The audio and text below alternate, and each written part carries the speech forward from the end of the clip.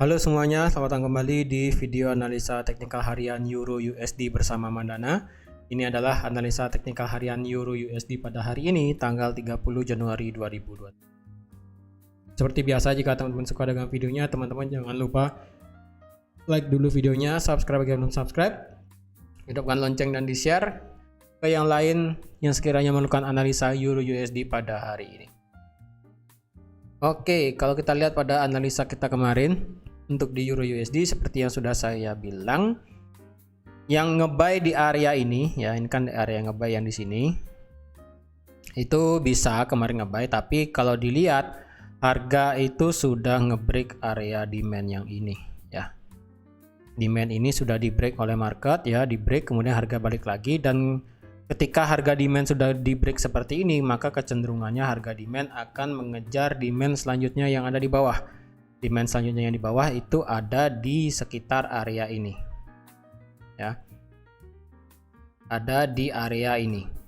Kalau boleh saya kasih garis ya, kalau boleh saya garis itu di sekitar sini. Ini saya kasih garis tengah aja ya, yaitu di angka 82 ya, 1T082 sekitaran ini. Jadi yang ingin ngebuy saya rasa bisa. Tapi kalau dilihat sekarang itu trendline yang ini sudah di break ya. Trendline yang ini sudah di break. Trendline yang ini ya. Trendline yang ini sudah di break oleh market, dan sekiranya jika ini di break, maka kemungkinan harga seperti ini biasanya akan bergerak seperti ini ya. Dia akan turun sampai ke sini ya, sampai ke area demand di angka 8.200. Sampai di 8.200 biasanya dia akan mantul dulu ya. Dia akan mantul dulu. Mantul sampai sini, dan jika mantulnya ini tidak terlalu tinggi ya, jika mantulnya ini tidak begitu tinggi, maka kecenderungannya harga akan bisa turun sampai ke angka support selanjutnya yang ada di angka 7675. Kenapa? Kalau kita lihat di daily, sekarang kita bisa taruh angka Fibonacci-nya itu dari sini ya. Dari sini, dari low paling bawah di sini ya, ini nggak kelihatan di sini ya. Dari sini ya, dari bawah di sini sampai di sini. Karena kalau kita lihat, jika dia berhasil ngebreak area kotak kuning kita di sini ya, kotak kuning ini kan berarti pas di angka 23,6 Fibonacci daily ya kan, 23,6 Fibonacci daily. Dan jika ini berhasil, maka kemungkinan angka akan mengejar 7675 yang pas itu merupakan angka 38,2 Fibonacci-nya. Dan jika dia break juga, maka dia akan mengejar demand yang ada di sini, demand H4 di sini ya. Kalau teman-teman lihat di sini ada demand H4, yang dimana ini demand H4 ini mepet dengan 50% dan 60% Fibonacci. Dan walaupun di sini secara demand yang bagus itu ada di angka 76,8 Fibonacci di sini. Jadi otomatis jika dia break ke bawah ya, break ke bawah, teman-teman saat ini kenapa masih menunggu buy? Karena kalau dilihat harga market structure sekarang kan sudah membuat new higher high ya. Dia sudah membuat new higher high, yang dimana jika dia bergerak ke bawah kemungkinan itu hanya berdasarkan retracement aja. Dan kenapa retracement tidak saya ambil ke sini? Karena kalau dilihat retracementnya ini cuma sampai 23,6, dan dimana itu menurut saya sih nggak worth it ya untuk dikatakan retracement. Jadi sekalian aja saya taruh Fibonacci-nya yang paling atas itu, titik nolnya itu ada di angka 1T09312 ya, di 9312. Jadi di sana untuk area tertinggi daripada Fibonacci ataupun titik nol daripada Fibonacci ya. Jadi diingat untuk area Fibonacci-nya di sini. Dan kalau kita turunkan ke time frame H4 ya, time frame H4 juga di sini pas merupakan, di sini juga ada zona demand di sini ya. Ini dimana ini merupakan rally base rally, yang dimana ini merupakan ada zona demand H4 juga. Jadi jika ada zona H4 di sini, biasanya sih dia akan turun mengejar zona ini ya, mengejar zona ini. Dan ketika sampai di zona ini, kemungkinan harga itu mantul ya. Ketika mantul ke atas, kita bisa berekspektasi dia akan bergerak turun ya. Jadi yang ingin trade berdasarkan market structure, karena market structure-nya sekarang masih buy ya kan, masih buy secara long term, masih buy juga. Jadi di sini teman-teman bisa nge-buy di sini di angka 8.200 di sini ya. Jika harga ini beneran turun, 8.200 bisa di buy dengan take profit itu di sekitar area trendline yang ini. Ya, jadi trendline di sini bisa dijadikan teman-teman patokan untuk ambil posisi take profit karena kebiasaannya jika dia turun mengejar demand hampa di sini yang dimana dia juga ngebreak trendline, kemungkinan dia hanya naik meretest daripada trendline sebelum akhirnya dia akan turun sampai ke 7675 ataupun di Fibonacci 36,2-nya. 36,8 ya tadi ya, seperti itu. Jadi jika dia turun sampai di 8200, teman-teman bisa nge-buy di sana dengan stop loss di bawah zona ya.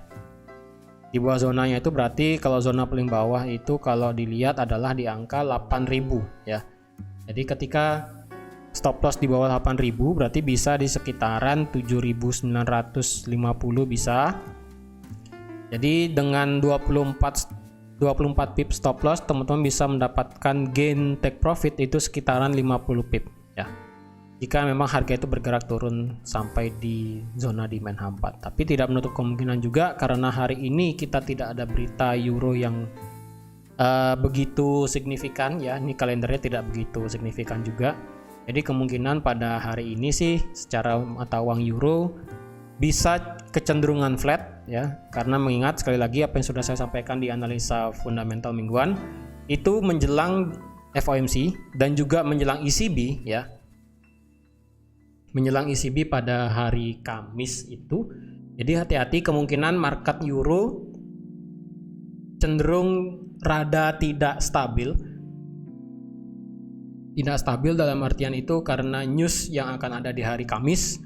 Jadi dari hari Senin sampai hari Rabu kemungkinan tidak akan ada pergerakan dan cenderung mungkin akan terjadinya sideways. Seperti itu ya. Jadi jika terjadi sideways seperti ini teman-teman jangan nge-buy ya, jangan nge-buy, jangan nge-sell juga. Tapi yang nekat seperti biasa, jika teman-teman ada yang nekat untuk ambil posisi buy dan sell gitu kan seperti biasa, teman-teman boleh nge-sell jika angka sampai di 1.9000 ya, sampai di sini karena ini merupakan area resisten di M15 ya. Jadi yang scalping itu di M15 mentok ya. Untuk yang intraday bisa di M30-an di H1 seperti itu. Jadi yang nekat untuk scalping itu di M15 bisa ketika harga itu naik sampai ke 8.900 atau enggak sampai di 9.000 teman-teman bisa sell di sana. Ataupun jika dia turun ya, jika dia turun ke bawah teman-teman bisa sell di angka 8.500. Jadi yang scalping harap berhati-hati ya karena news di hari Kamis itu kemungkinan akan sangat luar biasa dan kecenderungannya menjelang hari Kamis itu biasanya marketnya akan sedikit sideways ya. Sedikit sideways dan juga sedikit bisa dikatakan tidak jelas ya. Kemungkinan sih menurut saya sih tidak akan jelas. Oleh karena itu jadi harap berhati-hati yang ingin nge-buy di Euro USD saat ini, biarkan harga itu ke bawah dulu baru kita nge-buy ya. Karena sekarang harga itu berada di tengah-tengah. Jadi ketika berada di tengah-tengah seperti ini dan apalagi dia sudah membuat new lower low ya, walaupun lower low-nya ini nggak begitu kelihatan sih ya. Dan di H4 kalau dilihat seperti ada pola head and shoulder ya. Tapi ini bukan headnya ya, kalau dilihat di sini dia seperti head and shoulder ya kan. Seperti ya kalau dilihat ya dia seperti head and shoulder di sini. Dan dimana kalau dilihat head and shoulder seperti ini biasanya kemungkinan harga akan turun. Biasanya akan turun, tapi ingat tunggu di hari Kamis untuk lebih pastinya apakah ini time frame H4 benar-benar ada head and shoulder atau tidak. Karena kalau kita lihat di daily ya, di daily harga sedang retracement sekarang ya. Jadi otomatis kalau di time frame H1 juga ketika dia membuat new lower low ya kan. Nah, ketika dia buat new lower low seperti ini dan sekarang harga bergerak naik ya kan. Sekarang harga bergerak naik seperti ini. Dan jika harga itu bisa break di atas 9100 ya, 9100, maka kemungkinan harga itu bisa naik sampai di 9450. Jika harga itu tidak berhasil break, malah dia cuma bergerak di sini-sini aja, kemungkinan harga akan sideways di antara 9270 sampai di paling bawah di sini di angka 8200. Kemungkinan loh ya. Kemungkinan jarak sideways-nya ini jika memang terjadi adalah seperti ini. Sebanyak 100 pip ya, atas bawah di sini kemungkinan harga akan bergerak sideways sampai di hari Kamis. Kemungkinan. Ya, jadi untuk lebih terangnya teman-teman bisa tunggu per hari ini bagaimana pergerakan market untuk Euro USD pada hari Senin sekarang. Ya, jadi sekian aja untuk analisa Euro USD pada hari ini. Terima kasih sudah menonton video ini sampai habis. Terima kasih juga sudah like, share, dan subscribe seperti biasa. Dan sampai jumpa di analisa teknikal harian Euro USD pada besok tanggal 31 Januari 2023. Bye-bye.